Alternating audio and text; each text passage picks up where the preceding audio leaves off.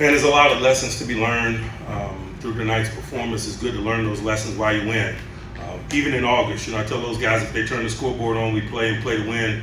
So it's going to be exciting to just go through this process and comb through this tape and address the myriad of technical issues and problems that we created and Philadelphia created. Got to give kudos to them, and they had some challenging things for us.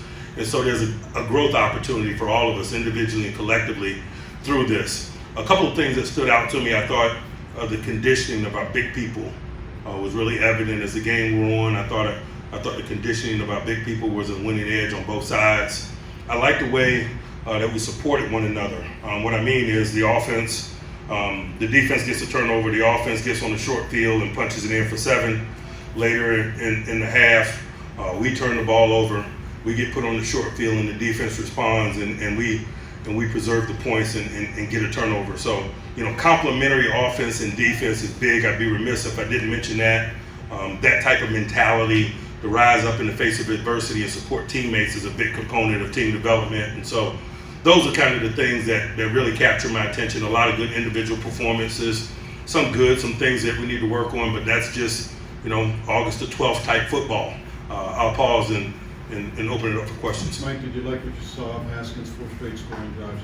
I did. I really thought he was in command tonight. He did a great job of communicating with people, going through progressions and so forth. He had a 3rd down play. That was, 3rd and 8 or so forth, and I saw him go through 3 or 4 reads and throw the ball over the middle of the field and convert for us. And that was just a snapshot of the type of night he had tonight. I thought he was very much in command of his play. Mike, do you see what you need to see from him unless he's going against first teamers? Man, we need to see more. We need to see more of him. We need to see more of everybody, man. We got 2 more preseason games, and we're going to continue to write our stories. I think if we continue to put the ball out there and let these guys play and try not to come to any quick conclusions, they will continue to definitively sort themselves out. And that's something that I'm challenging the staff on. Sure that we have enough evidence to start forming opinions, but boy, we got a lot of ball in front of us, and we just keep an open mind, keep teaching, they keep learning, we keep snapping the football, decisions will become clear. Mike, you mentioned the progressions that Dwayne went through. He has the physical skills, but are those the things that you look for, going through reads, going through progressions that are important? It's no question. It's the above the neck things that define that position and quite frankly many others. When you start talking about playing well. Mike, how much was the offense early held back by those holding calls? Man, it was self-inflicted wounds, man. Run game holding calls, man, they kill drives. And so we had holding calls on our first 2 drives. The 3rd drive, I think we had a 3rd and very manageable. It was 3rd and 2. We had a pre-snap penalty and went to 3rd and 7.5 or whatever. We lost that possession down.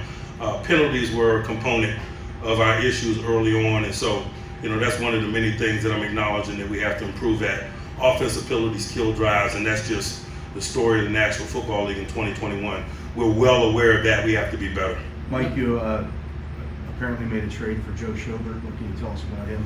I can't tell you much of anything about it, to be honest with you. I can't speculate on reports at this time. If there is news, I'm sure I'll be happy to address it when I'm allowed to. Mike, your thoughts on Devin Bush in his first game? He got his feet wet, and so that's a great start. And so we'll continue to push forward from there. Today was a big day from that perspective, but I don't want to make more out than what it is. Now we just go on. Mike, do you feel Kevin Dotson made a big step forward in the early varsity? I have no idea as I stand here right now. Mike, what have you seen from Najee in terms of getting something out of nothing? It seems like even when there's nothing in front of him, he's still producing yardage. There's no question. But you guys have seen that in practice settings, yes. Those of you that watch us in practice. And so I don't think any of us are surprised by what we're seeing in game. By the same token, it's the same things that he displayed on college tape, and that's one of the reasons why, we really coveted him in the draft. And so he's as good as advertised in that area. Mike, you got some power from McFarland at the goal line, and he still has that ability to get outside. How much of a difference from year 1 to year 2 has he shown? We've been talking quite a bit about these second-year guys, man, and it starts first and foremost with conditioning that displays the understanding of the challenges that lie ahead. Ant came in highly conditioned last year. He missed some work during the team development process because of his lack of readiness, which is very common for a young guy. He's been very available this year, and I think that's just aided in his growth and development, and I think it's producing the play that you're looking at. But again, you can say the same thing about Antoine Brooks prior to his injury, James Pierre, Carlos Davis.